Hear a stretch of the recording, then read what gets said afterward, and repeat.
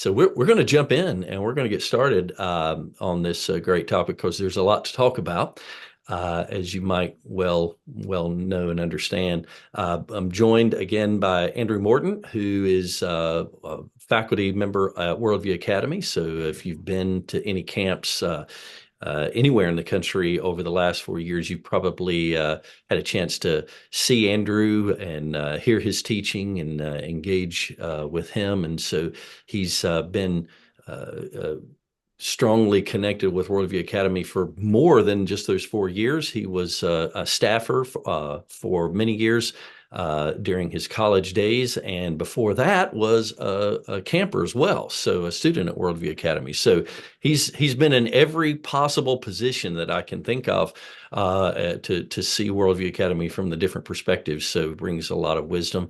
And interestingly enough, you may see him on the screen here and think he's miles and miles away. He's actually just about 10 feet away from me in his own office because he is the dean of the upper school at Sandhills Classical Christian School, where I'm the head of school. So we've just been having lots of good conversation around this leading up to it. So we've pretty much concluded everything. So we're joining to really just shut the conversation down. And thank you for joining us. So it was great to have you. No, we'll keep going. But Andrew, welcome. Thanks for joining us today. Thank you. I'm excited. Yeah, it's going to be fun.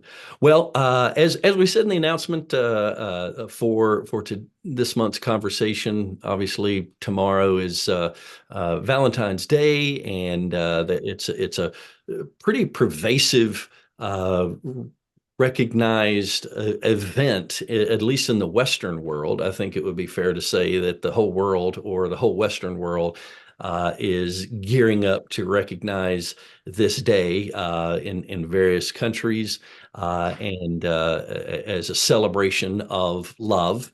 I've said in some of my lectures, everyone seems to be a fan of love. I can't think of any worldview that says we need to hate one another more. Uh, so, so Andrew, I'd like to just maybe get your take on that. The sense of that is to that love is highly and well regarded, regardless of where we come from. Why would you think that's true? And then maybe how does Christianity see love or express it differently or understand it differently? Right? Sure. What's your Yeah, thoughts? I mean, I think there's multiple ways to approach an answer to that question.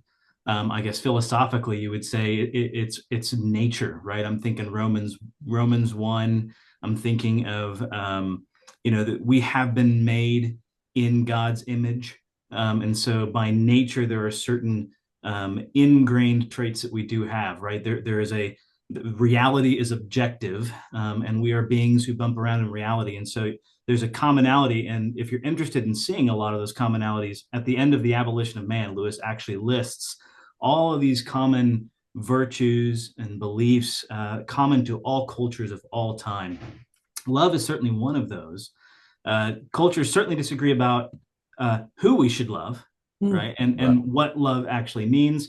But there is certainly this common veneration, if you will, of love. Uh, Lewis, one of his concerns in the Four Loves is that love itself is a more multifaceted concept than English allows.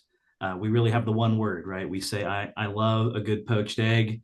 I love my wife. I love a good book. What are we really saying here? Uh, Mhm. Surely there's some common thread, but there's got to be a distinctive. So one of his concerns was, in general, the world has overemphasized one type of love at the expense of the others, while also Mhm. mistaking, I'm going to use a fancy Greek word here, the telos, right? The end, the that for which something is made, we mistake, right? What the telos of love really is. So the Mhm. second part of your question was how is it different? Mhm. How is the Christian conception of love different? A couple of ways to answer that, to kind of illustrate that multifaceted reality. Well, first of all, Christianity, being the worldview that aligns with reality, perceives the object of love, the end, the telos, what it's really about. And I don't want to give, I know we're going to discuss the various components of the four loves, Yeah. but kind of the whole point that Lewis seems to be driving to, especially as you approach the fourth kind of love, agape, or charity, as he calls it, there is there is an orientation. The other loves, the natural affections or the natural loves, really are driving us to something objective. And what is that, right? Well, that's God, who has planted this need. There's another term, the need love, need affection in us, but also give love, this idea of a giving affection. Mm. So that's one part of it, right? It's baked into the way we're made. And Christianity says, yes, there is a purpose and an ultimate object of love. And because of that, lots of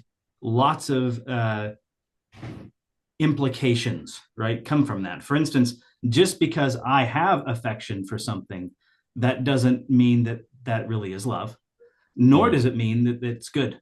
Right. And I know we'll probably explore this later, but in terms of probably the greatest confusion surrounding love today is this idea of the love is love, right? Right. And this is this idea that the world says, if I like something, then that thing is good for me to like. But the Christian worldview stands in direct contradiction to that, right? No, the world is such that certain things deserve, it's ordered such that certain things have a right degree and kind of love to be oriented to those things. And there should be an ordering of that. Yeah. So those are two things that come to mind. What do you think? Yeah, yeah, I agree. Yeah, and you hit right on it. I mean, again, whereas the whole world acknowledges and regards very well the concept of love, we've seen of late on the placards and the billboards, in our culture, uh, the idea of, look, love is love, and we don't need to distinguish or disparage one kind of love that one person has for another over against another. But yeah, it would seem that while there's maybe a grain or a kernel of truth in that sense, that love, there's a commonality of love, that cuts across and unites all kinds of love. There are different kinds of love, right? There are different kinds of love and different ways to love. And the mixture or intermixture or the blurring of the lines there, it it becomes the case, I think, that we can think in terms of, then it ceases to be love, right? Right. Well, it It becomes, in loses. Lewis's term in the book, right? It becomes a demon. Um, Right. right. Yeah. And so each of, as you read through the four loves, each of the natural loves, right? So we've got storge, which would be the natural affection that you have. He gives the example of between parents and their children, children to their parents. You have philia, right, or friendship, and then you have eros, or erotic love. Each one of those comes with a kind of a baked-in danger, a Mhm. degree or a point at which it's no longer really eros, right? It has become something else. It's become an unlove. Mhm. There is a sense in which you can, and at the heart of it, again, not to drive to the point too quickly, but also not to bury the lead, that issue of the ordering or the hierarchy of love comes into play quickly because when I take eros and if I put that right on the pedestal, is that for which I am made, which we see a lot in our culture. Mhm. Yeah. Um, And that's what tomorrow would be about in a lot of ways. right, Yeah. right. Yeah. So when I do that, I make eros. I take it out of the natural order in which God intended it to function, uh, and I have now made of it a god. Right? I have made of it an idol, and when that happens, it becomes an unlove. Mhm. One of my favorite passages from Lewis, it's Oh, actually from a letter that he passages. wrote. Impressive. It's from a letter that he wrote, and he's using this example. Um, this is a lot of folks are familiar. Lewis will talk about first things first, second things second, and that distinction. There's even very well-known blogs that have that title. It comes in part from this letter that he wrote. He says, "When I have learnt to love God better than my earthly dearest, I shall love my earthly dearest better than I do now. Insofar as I learn to love my earthly dearest at the expense of God, and instead of God, I shall be moving toward the state in which I shall not love my earthly dearest at all." Right. So Mm, there's that inversion. And that would be true of Storge, right?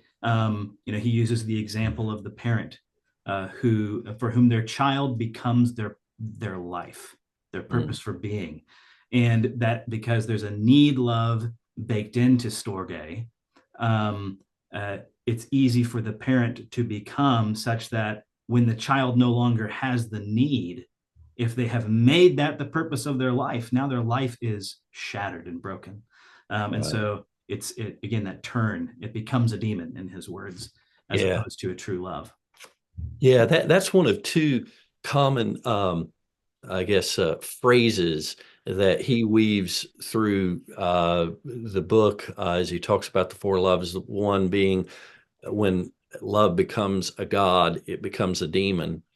And then he has another phrase that I've found fascinating in reading the book over time, or multiple times. The statement, "The highest doesn't stand without the The lowest." lowest. Right? The highest doesn't stand without the lowest.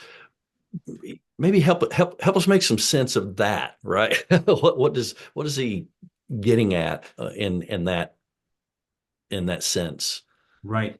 Yeah. So this is, I would come back to, actually, well, let me finish that quotation that I was Yeah, reading. yeah, yeah. So the quotation goes on in this letter. Uh, this is always the challenge about discussing C.S. Lewis. Was it Greaves or who was it?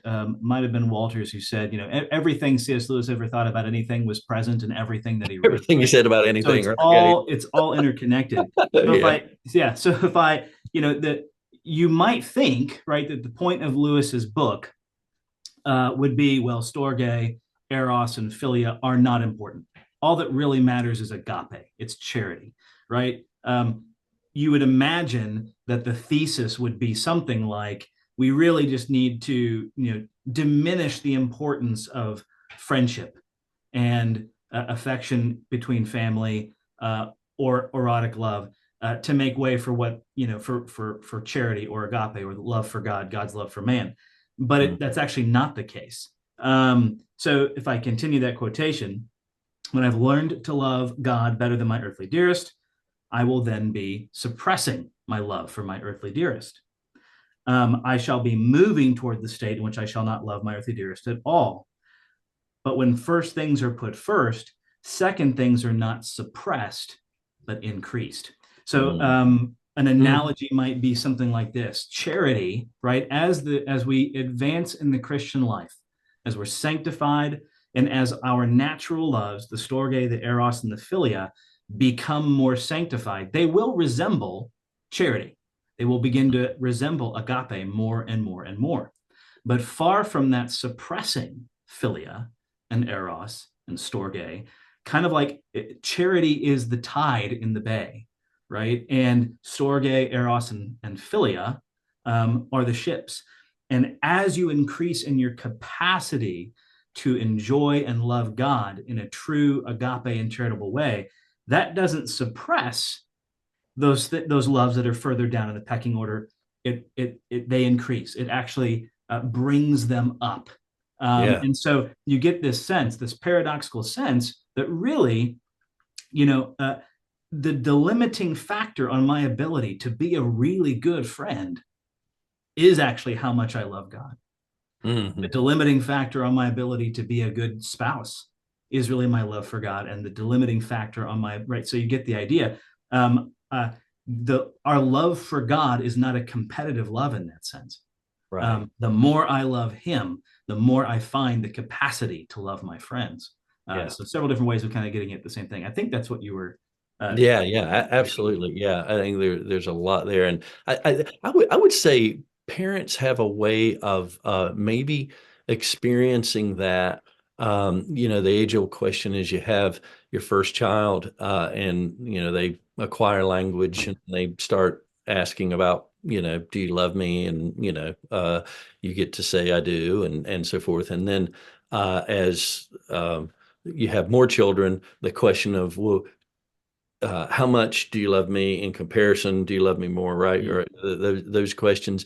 And the right, it sounds sometimes like just a phrase, but it's corrective. Obviously, I love you equally. And there's a sense where you have the first child, and I remember, interestingly enough, my eldest is celebrating her birthday, her 27th birthday today. So I remember when Katie was born, and I didn't know I could love this much, right? We can't have another one because I'll bust, right? But You'll exceed your well, capacity. yeah, the capacity is expanded, right? The capacity is expanded, and so you have that experience of a love for God expands my capacity to love, right? Yeah, Yes. that's Well, and that's parents will often say, with each child, my capacity for love increased, right? right, With each child, my right, capacity increased. Love is not a zero-sum game. right. Yeah. As I sit and I have conversations with young people, as I am wont in my line of work, this question comes up, like, okay, I'm thinking about dating, and some of the better young men will have a concern, and that concern is, okay, well, how do I manage that? How do I keep her from becoming an idol? How do I and it's a good question, right? How do I ensure that this doesn't become an issue, a competition, right? And Mhm. Lewis makes the profound statement, and I think this kind of gets at it. Uh, it's not the amount of love for the beloved, and we could insert anything in here that we want. It's not the amount of love for your child. It's not the amount of love for the beloved. It's not the amount of love for your friend that's the issue.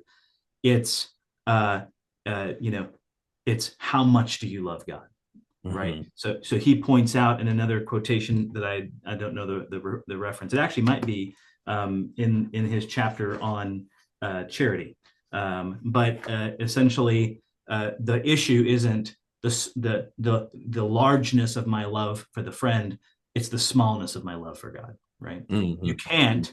I think Mhm. he says you can't, in fact, love someone too much.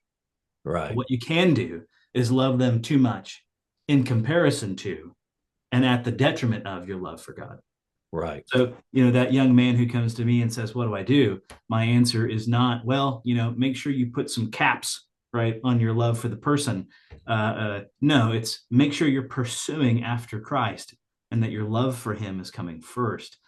Because Right. ultimately, that's how you're going to increase, right, your love for the beloved as well. Yeah, Yeah. yeah, it's beautiful. So let's take a step back. We talked about some of the discrete types of love, and Lewis highlights four. Um, what is love, baby? Don't hurt me. Yeah. Don't hurt me no more. What's love No, got to we're do with it? all waiting for that to happen, Yeah. so that we said it. But yeah, What is love, love? Baby, don't hurt me. Right. exactly, man. Eat it up for you. Beautiful. Um, so what is love? So like Yeah, getting down to yeah, its central. So, the philosopher in me, whenever I read a book like this and we're dealing with a term, yeah. I'm always bothered by, okay, we're using a word and we're using it of many different things. If that word can be appropriately used of many different things, there's Mm, got to be a common definition that all hmm these things share in hmm common. Lewis doesn't approach Yeah. this book philosophically. Right. So Yeah. he doesn't come at it like an analytic philosopher. It's almost more sociological in nature. And it's interesting. This book was published in 1960. Lewis passed away in 1963. So this Yeah. is very close to the end of his life. hmm Um, I don't think you could have written this book 10 or 20 years previously into his life. I think it required the accumulation of his experience in life to Sure. come to a point where he could explore this topic. Yeah. And so there's a part of you as you read the book, you're like, okay, but wait a minute. I just want that definition. And he doesn't necessarily deliver it to you, Right. right? in a Right. systematic way. Mm, If I'm mm, sitting in my office with a student and they ask me what love is, well, first of all, like any good teacher, I ask them questions back as opposed to answer them. But mm. if I'm pressed, right, what is love? Love is it is a desire, a cultivated desire. So you've got an intentionality and a willingness there, a cultivated desire for the good of its object. Mm. I think, and you can disagree with me. I Yeah. think if we can take that and we can apply it in the appropriate way to each kind of love. Now, your Mm. particular, right, the different facets of the jewel, so to speak, right, of friendship versus eros versus storge and agape, they'll manifest in different ways and there'll be differences and distinctions. But at root, there has to be a cultivated desire for the good of the object, which in this Right. case, we're talking about people. Right. What Right. do you think of Yeah. that? Yeah, I love it. Yeah, I've heard it said before. Love is my life for yours, right? Mhm. That I I would see you well, right? Mhm. I would see you well, and and I will extend my life and live my life in that direction Mhm. to see you well, Right. right? Well, and And here, and yeah, this is why you cannot divorce true love from the Christian world and life view, right. because wellness is an objective reality, right? It's Hmm. not a subjective reality. Hmm. Um, Again, to tie it back to Lewis, he's in other books, he's talked about how, God is not our divine grandparent. Right? Hmm. He's not up there. It's not like we're his guinea pigs, his pets, and he's just created this environment in which he wants us to be happy. No, he Hmm. has a much higher goal in mind. Actually, if I may, I know that you're reading through this anthology at the same time as me. I would Yeah. recommend this to our readers. Yeah. So C.S. Lewis said that his intellect was baptized. I love this metaphor. His intellect was baptized by G.K. Chesterton. That happened later in his life. But long before, when he was still an atheist, his imagination was baptized by an old Scottish preacher named George MacDonald. Hmm. For all the parents who are listening who still have younger children, I cannot recommend highly enough that you grab George MacDonald's fairy tales. They are wonders and delights, and they baptize the imagination just like they did for C.S. Lewis. But Hmm. this, you can see Lewis put together an anthology of quotations from MacDonald that he said, I'm trying to basically outline what I owe to him. And so you can read through this and immediately connect it to his other works. And there's a passage in here. This is one of the first, it's the second quotation from George MacDonald, and it's entitled Inexorable Love. And so this, I think, connects. So bear with me. He says, nothing is inexorable but love. When I read that, I had to look up inexorable again because Yeah. like it Yeah. wasn't tracking. I was thinking of unstoppable, right? Um, if you exhort someone, you're begging, pleading, praying, supplicating. So inexorable etymologically means it cannot be exhorted, it cannot be prayed away, it cannot be supplicated, right? So nothing, says MacDonald, is inexorable but love. A love which yields to prayer or supplication is imperfect and poor, right? I mean, how many of us who are parents, are at some point, they don't ask it this way, but our children look at us and go, could you please not demand that I do what's best for me, right? Right. Which in essence is they're saying, could you please not love me? They don't think of it that way, but that's what they're asking. And you would Yeah. be a terrible parent if you said, sure, I won't do what's best for you, right? No, you do because you love them. And then he goes on to say, love has ever in view the absolute loveliness of that which it beholds. Where loveliness is incomplete, love cannot love its fill of loving. Love spends itself to make more lovely, that it may love more.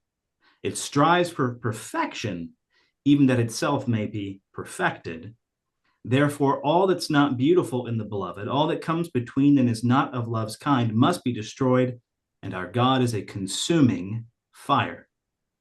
Okay, so Mm-hmm. God's desire for us is not merely to be happy playthings, it's for us to be truly lovable. Yeah. It's Yeah. for us to be good. As you just put it, it's for us to be well, right Right. with reality. Yeah. Reality is the triune, tri-personal God of the universe. And Mm-hmm. we are designed to participate in that, to know, enjoy, and love him forever. Mm. So the end, then, again, back to that fancy Greek word, telos, for us, is to become the kind of person who can know, love, and enjoy God forever. Right.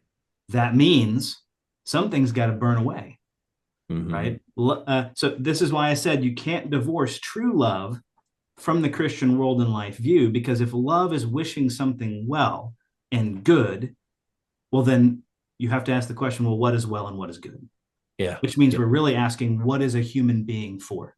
Right. It's Yeah. back to the question of anthropology. And Mm-hmm. if your anthropology is incorrect, then the end toward which you are desiring for people will be incorrect. And Mm-hmm. therefore you're not loving them. Does that make sense? Yeah, yeah, and obviously, I think, I guess, our theology would play into that, and what I mean by that specifically, our idea about who God is, plays into that as well. That when we talk about love as desiring the good of another, I would see you well, my life for yours. Obviously, there's an outward flow of that, right, and an Mhm. outward direction of our lives into the life of another. And then when we walk that back to ultimate reality, who is God, then we see that, the Christian description of God is that God is love, right? God is Mhm. love. Love isn't an idea distinct from God that he's a fan of and said, yeah, I like love as Mhm. opposed to hate. So I'm going to have all my creation uh, run the love playbook as opposed to the hate Right. playbook or whatever. That no, it's not an arbitrary choice on his part, nor is it a recognition that, man, love is good on his part, right? An appreciative love, and that love, Lewis says in the Screw Tape letter, or Lewis has Screw Tape say this, that it has a foothold in his being. Mhm. That he is love, he is gift. And so, Jesus in John 17, you loved me before the foundation of the world. So before the worlds, there was gift, right? There was a self-giving from father to son and son to father in the life of the Holy Spirit. And so, when we love, we're partakers of the divine nature, right? We're Right. entering into that, we're entering into the person of love, right? Not Right. the thing or the idea of love. Right. It's not merely an abstraction, right? Yeah. And this is kind of reminds me of the ye old what was his name? The paradox. Is the good good because God wills it, or does God will it because it's Euthyphro. good? Yeah. Yeah. Euthyphro. There we Yeah. go. Yeah. The old Right. Euthyphro dilemma, right? And Right. the answer is okay. So for our listeners, the Euthyphro dilemma was an attempt by a skeptic to, in a Platonic dialogue, to disprove that the gods had anything to do with love. And so Euthyphro, this imaginary character, says, well, is the good good because the gods will it, or do the gods will it because it's good? Well, any good dilemma will, hoist you on its two horns. If I say, well, it's good because God perceives it and sees that it's good, Mhm. then the good is something outside of God that he's recognized. It's actually a standard that he's adhering to. And we got a problem, because if there's a standard outside of God that he's adhering to, then there's something beyond and above God, and that would be God. But if I say, well, no, it's just good because he says so, then you go, really? So like hate could have been good if God had just arbitrarily deemed it so. We could have had a world in which the greatest moral good would be to murder your neighbor, and the greatest evil was to love them. Mhm. That's not right. God is not merely arbitrary. And so, as many early Christians recognize, the solution is in our theology, right? Uh, does God say the good is good because it is good, or is it good because He says it's good? And the answer is no, right? The good is good because God is good. Uh, Mhm. he is the good. And so love, St. Athanasius says, love is, God is love. And it was that love overflowing in his nature that moved to the act of creation. Mhm. So anyway, not to get us too far down the No, that was good. And folks, you can now say that you were here, you were there when the world record for the most usages of the word good appropriately and properly and grammatically correctly was achieved by Andrew Morton. So there you go. Well done. We've had a big day, right? So good. It was good. So, I think I saw a question or maybe a comment come up. I wanted to make sure. Yeah, Iris Ann said, "What do you mean by baptize your imagination?" So, yeah, maybe Andrew, if you want to flesh that out just a little bit. Sure. So Yeah. yeah, what Lewis meant by that, I think, was something along these lines. That if you want to answer it in a scientific way, right, the neural pathways, or in a more philosophical, theological way, the rhythms of thinking and imagining necessary for your mind and heart to be fertile soil for the gospel were established through Lewis's consumption of the writings of George MacDonald. So, in other words, George MacDonald, right, bypassed Lewis's rational brain and appealed directly to his imaginative brain by incarnating themes in his fiction that paved the way for Lewis later. And if you want to connect the dots explicitly, one of the biggest issues for Lewis in his conversion, he was all stuck on this idea that, well, none of us believe in Thor anymore, right? I mean, they used to say, "Where's the thunder come from?" Thor. We don't say that anymore, and we can do that with any number, right? This is what's called the God of the gaps kind of reasoning, where you're going, well, we don't know how this works, therefore the gods or God must have done it. And for Lewis, right, that was a cumulative case. And so the question was, I dismiss all these other myths. Why do I not, why should I not dismiss the Christian myth? And it was in conversation with, I believe it was Dyson and Tolkien primarily, that they offered to him, well, maybe you're missing the point. Maybe those pictures and images, right, in the other myths that are similar, the dying and rising God motif, for instance, um, maybe those motifs are there because they're fingerprints of a common storyteller written on the human heart. And so rather than the similarity of Christian origins, right, our origin stories and Christian theology to other myths, right, pagan myths, is not a, it's not a detriment. It's actually a sign of its truthfulness. And so this is where you get Lewis talking about the idea that Christianity was the myth that became fact, which boy, we could do a whole nother conversation about that statement. So that would We're be good. one sense, right? The ideas were Yeah. planted there, but also just his loves were being shaped. Yeah. Loving the good and the true and the beautiful, whether he knew that's what he was doing or not. Yeah. I think we could build on that too, and the idea, if we think about baptism as a washing and a regeneration, right? Either a symbol or a sacrament of that, of who we are, and buried with Christ and risen with Him. If we were if He was feeling His imagination being baptized, it was being uh, captured, right? Was being Mm-hmm. washed and regenerated as that organ of meaning, right? He talked, I believe he said at one point, Lewis kind of used the mind as the organ for truth, and the imagination for is the Meaning. organ that we apprehend meaning, Mm-hmm. and his imagination was being reborn, right? Yeah, toward that end, It was yeah. being cleansed. Yeah, Archbishop William Temple defined worship as the submission of all of our nature to God, the quickening of conscience by his holiness, the nourishment of mind by his truth, the purifying of imagination by his beauty. He goes on, there's more elements to it.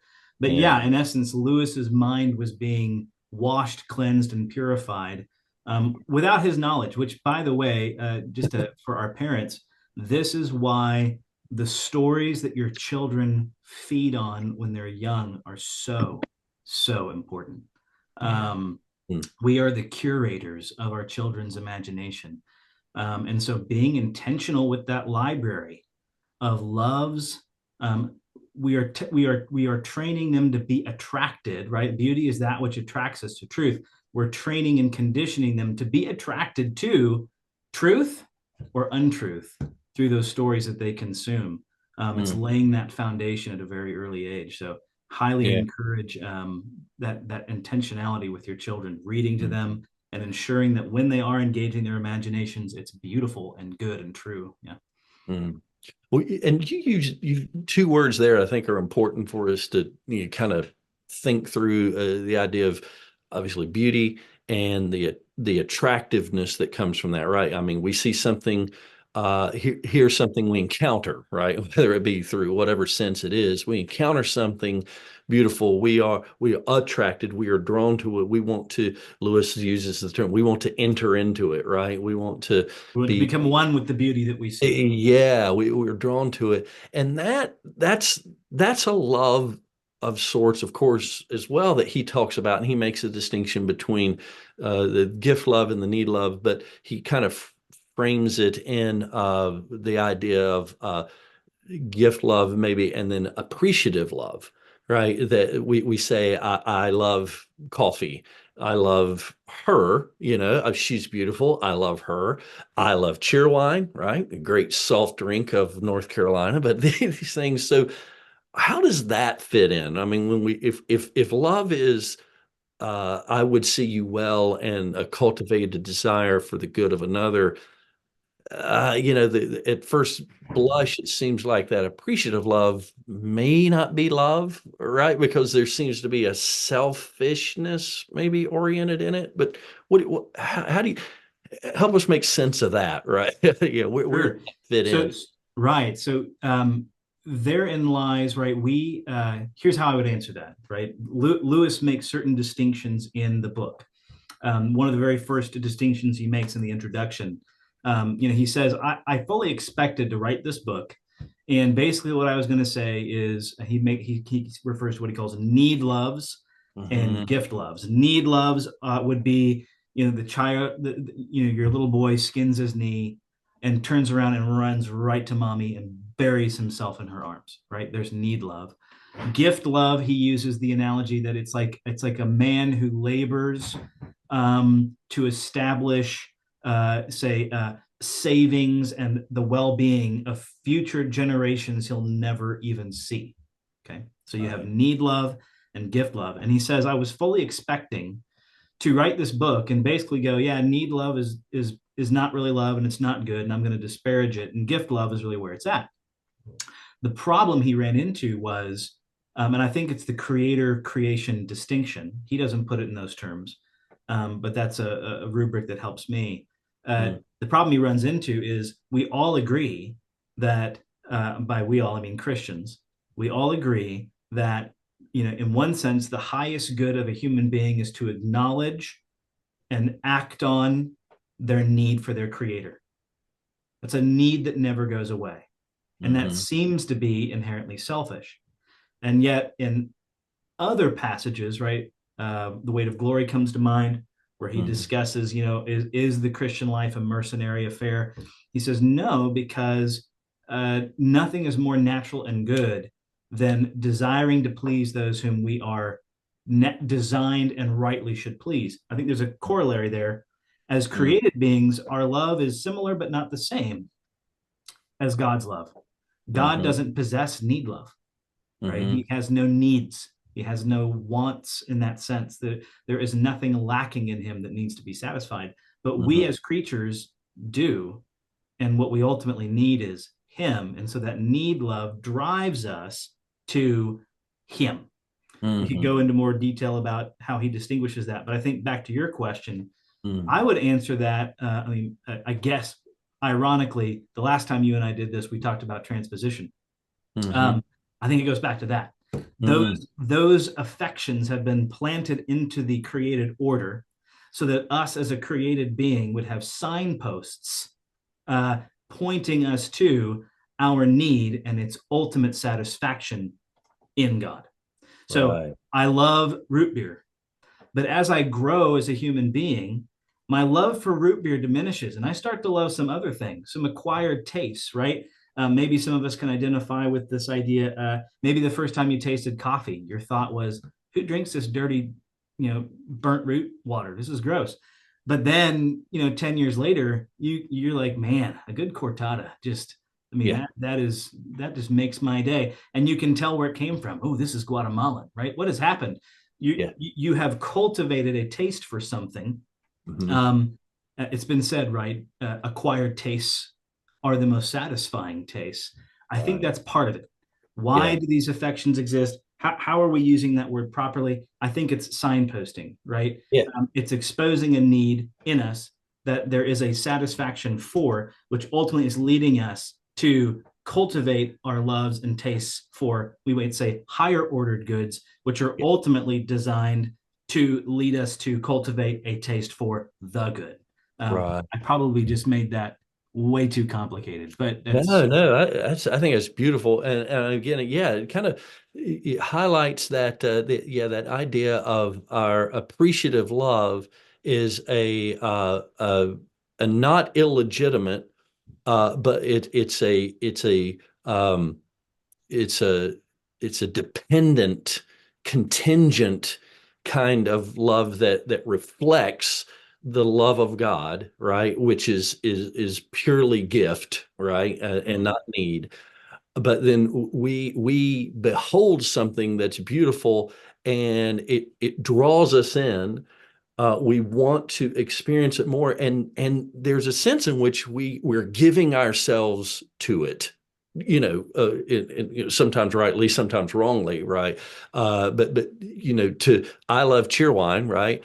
I love it. I appreciate that it tastes great, and there's a sense in which when I'm drinking it, I'm giving myself over to its delights, right? In some way, shape, or form, not kind of seizing it, right? Or not consuming it. I'm Mhm. consuming it, of course, but not consummating it, I guess you could say, or bringing it selfishly into myself. I can, and then that's called gluttony. I can, that's called idolatry, right? Those things emerge when what we love, we make it a god, and then it becomes a demon.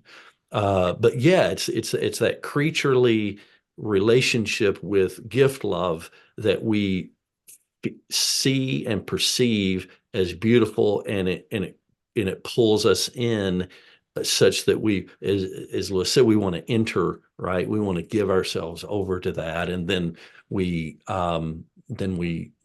that lifts us up into the highest love. That the lower stands underneath the higher. Yeah. So Yes, yeah, yeah. So in that distinction between the need affections and appreciation affections, I think one thing that I would add, I was speaking primarily of this idea of need mhm, affections previously. mhm, With the appreciation affections, he makes the comment in the book, that the difference is with appreciation, there's a sense of oughtness, yeah, right? yeah, When I see, and this makes me, I think of Coleridge and the waterfall, right, in Abolition of Man. When I see a beautiful waterfall, mhm, to say that that's pretty is insufficient. It's not. mhm, It's sublime. It's beautiful. It inspires awe. And if someone walks by a waterfall and does not see that as beautiful, there's something wrong with them. right, There's that right, objectivity again. So the appreciation pleasure, which anticipates kind of the gift love or the appreciation love, there's an objectivity there, and that's where I think it kind of connects to that idea of cultivated taste, right? yeah, You at some point in your life you go, I guess I really should start to enjoy reading. I guess I really should start to enjoy, right, mm, insert thing. That shouldness is very interesting and Yeah. makes absolutely no sense if the Christian worldview is not true, right? Yeah. Um, Yeah. Yeah. Beautiful. So we're kind of getting to the end of the hour here, and maybe some practical, practical applications of this. How do we grow in our capacity to love? If love is the greatest of these, Paul tells us, right? There's a faith, hope, and love, and the greatest of these is love. Uh, all the law and the prophets is summed up in love. A new commandment I give you, love. How do we do that? How do we grow in our capacity to love? so growing in our capacity to love, right? Yeah. I think of it as a subcategory of how do we grow in our nearness to God? How do we grow in our sanctification, right? There's a paradox there. I believe it's in membership where Lewis talks about how sanctification from the outside will look like a lot of decisions that I'm making. Um,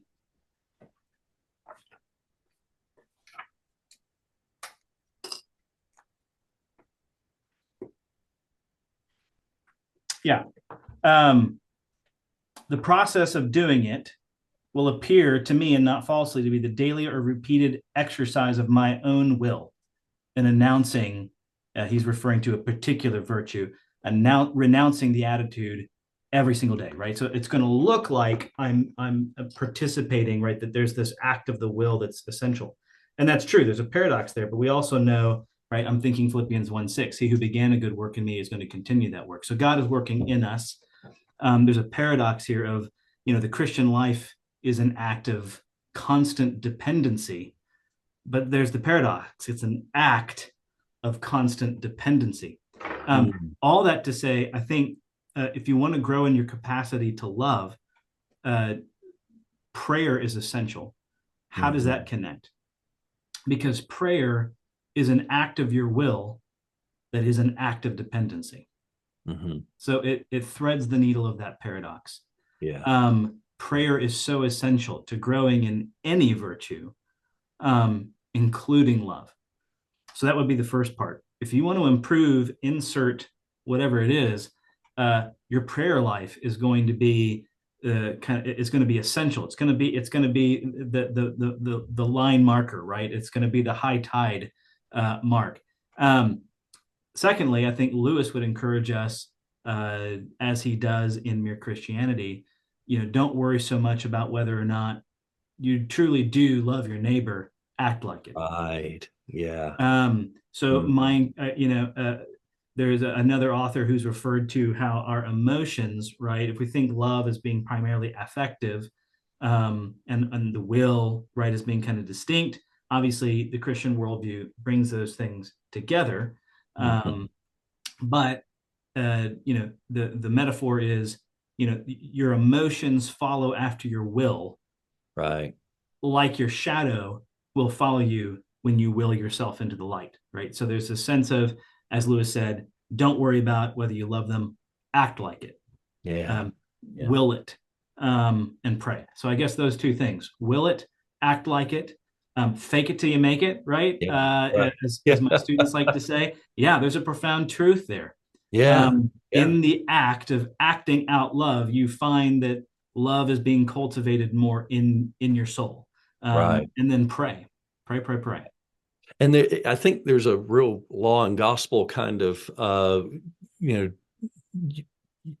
relationship in that, as well, as you think about, well, Christ is asked, what's the greatest of the commandments? And he says, love the Lord your God with all your heart, soul, mind, and strength, which is a summation of the first tablet of the Ten Commandments.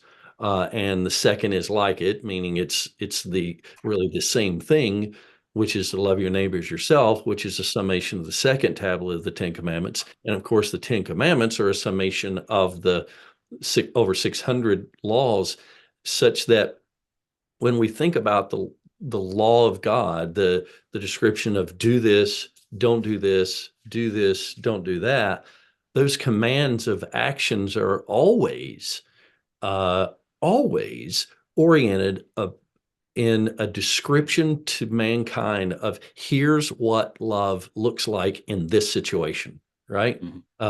You are commanded to build a parapet at the top of your building. Why? Because you must love your neighbor, right? You're commanded this, you're commanded that. And at any given point, that's a specific, unique, discrete moment of here's what love looks like here, where he's like a father to a child taking us by the hand and go, it works like this, right? It works like this. And then comes the gospel, and then comes growth, right? And then comes that moment where he's able to just say, much like a parent who, when you have a 2-year-old, you're saying, you shall not go any further than this, right? And then when they're 16, it's be careful, right?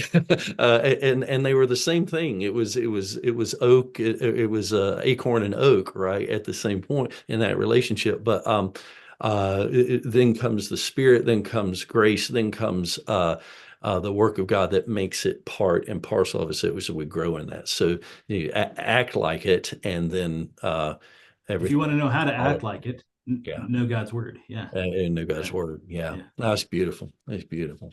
Well, it's almost 2 o'clock or 1 o'clock or 12 o'clock or 11 o'clock, depending on where in the world you are. But and so we're gonna bring this to a close, and with great gratitude to you for being with us. Hope there's been some nugget that's will stick in your mind and heart as we move into tomorrow's celebrations of love, and then further, hopefully, as we live out love in the warp and woof of our daily interactions and so forth. I want to make sure to remind you that if you haven't, it looks like everyone that has tuned in has made a comment so that we have your names, because there will be a drawing for C.S. Lewis's The Four Loves, and maybe we can figure out a way to get Andrew to sign it so you have a signed copy of, not by the author but a guy that knows it. So yeah, I don't know. We'll see what we can do on that. But you will greatly appreciate and love this work. And I know it'll be a great good encouragement as you try to manifest and grow in your capacity to love. Just a statement from Iris. And thank you. I just wanted to say that Mr. Morton's transposition lecture is my favorite worldview lecture to this day. I watched it with my mom just last Sunday, and she loved it as much as I do. So, bam, transposition. There you go. Praise God. Amen. Well, God bless, blessings on you all as you go to the next thing, and may the love of Christ, the fellowship of the Holy Spirit, and the peace of God be with you as you go. Thanks. God bless. Take care.